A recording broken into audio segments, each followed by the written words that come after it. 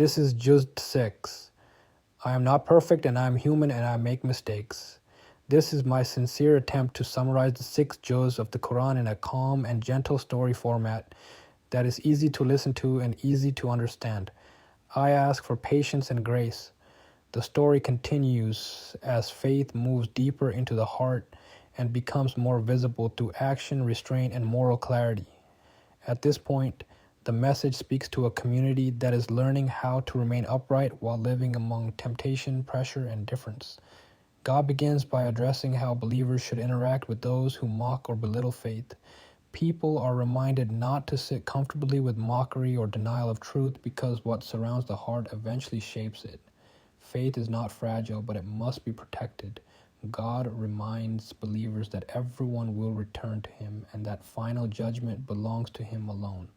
The story then turns toward responsibility and accountability. God speaks about people who hide behind outward belief while their inner actions contradict their words. These people hesitate, delay, and wait to see which side benefits them most. God explains that such a way of living leads only to confusion and loss. True faith is steady.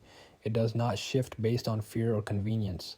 Attention then moves toward prayer. Prayer is described not as a burden, but as a lifeline. God instructs believers to guard their prayers carefully, especially the most central one, and to stand before Him with humility. Prayer is shown as a shield that protects the heart from becoming hard or distracted by the world. The narrative then reminds people of the children of Israel once again, not to shame them, but to teach through history.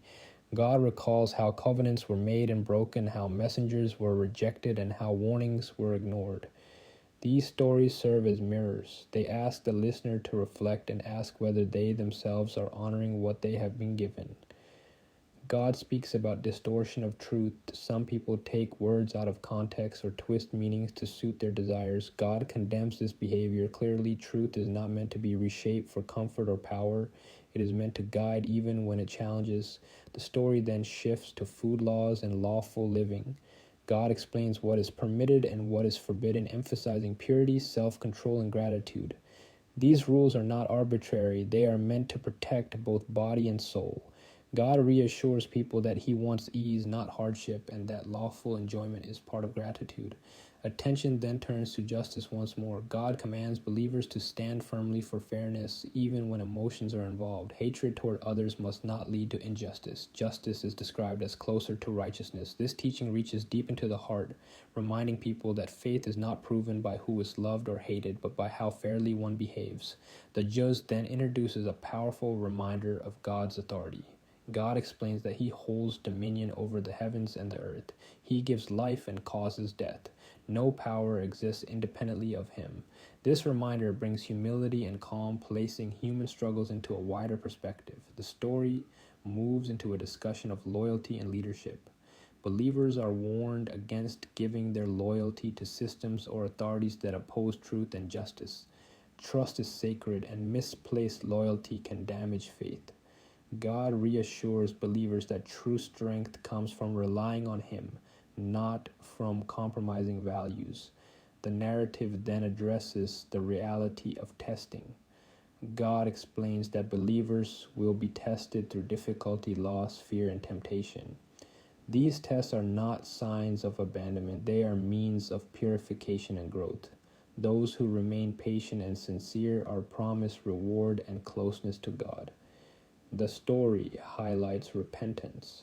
God speaks directly to the human heart, reminding it that mistakes are part of being human, but persistence in wrongdoing is a choice. Repentance is described as always open, always welcomed, as long as it is sincere. As God loves those who return to Him honestly, the juz then touches on the unity of believers. Division, envy, and rivalry are warned against. God explains that strength lies in unity built on truth and humility, not on pride or superiority. Believers are reminded that they are witnesses to humanity, meant to reflect integrity and compassion. The story returns again to remembrance of God. Forgetting God leads to emptiness and loss of direction.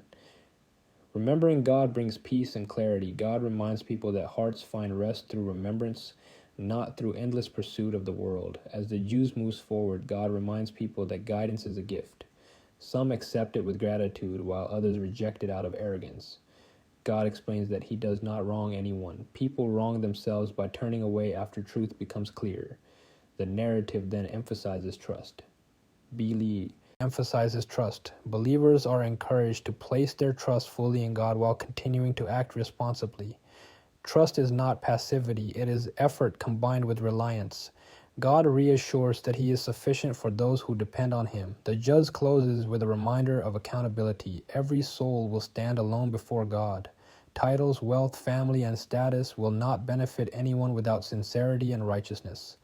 This reminder is not meant to cause fear alone, but awareness. Life is meaningful, choices matter, and mercy is always near for those who seek it. In this way, Juz 6 continues the steady shaping of the believer's heart and character. It teaches awareness, restraint, justice, loyalty, and remembrance. It reminds the listener that faith is not only belief, but conscious living, careful choices, and constant return to God.